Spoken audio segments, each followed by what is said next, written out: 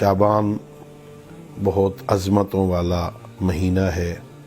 اس مہینہ کی خصوصیات میں سے ایک خصوصیت یہ ہے کہ اس پورے مہینہ میں آل محمد علیہ السلام کو خوشیاں نصیب ہوئی ہے۔ یہ خوشیوں سے بھرا ہوا مہینہ ہے، اور اس کی ایک عظمت یہ ہے کہ سید الانبیاء حضرت محمد مصطفیٰ صلی اللہ علیہ وآلہ وسلم نے اس شعبان کو اپنا مہینہ کہا ہے۔ پیغمبر اکرم اسلام نے فرمایا شعبان و شہری، شعبان میرا مہینہ ہے۔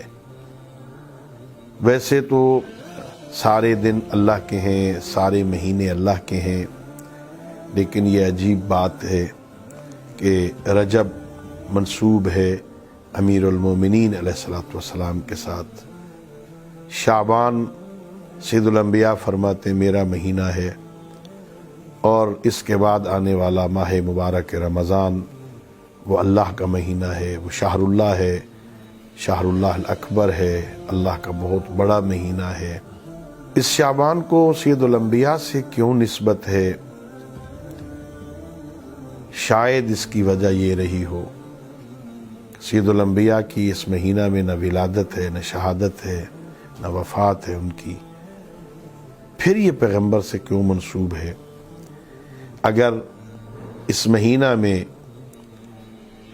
دنیا میں پیدا ہونے والی عظیم ہستیوں کی تاریخ دیکھی جائے، یکم شعبان سے 15 شعبان تک ہم دیکھتے ہیں امام حسین علیہ السلام کی ولادت باسعادت اس مہینہ میں، حضرت ابو الفضل العباس علیہ السلام کی ولادت اس مہینہ میں، حضرت شہزادہ علی اکبر کی ولادت اس مہینہ میں، جناب سیدہ زینب سلام اللہ علیہ کی ایک روایت کے مطابق ولادت اس مہینہ میں، اور 15 شعبان کو امام مہدی علیہ السلام کی ولادت اس مہینہ میں۔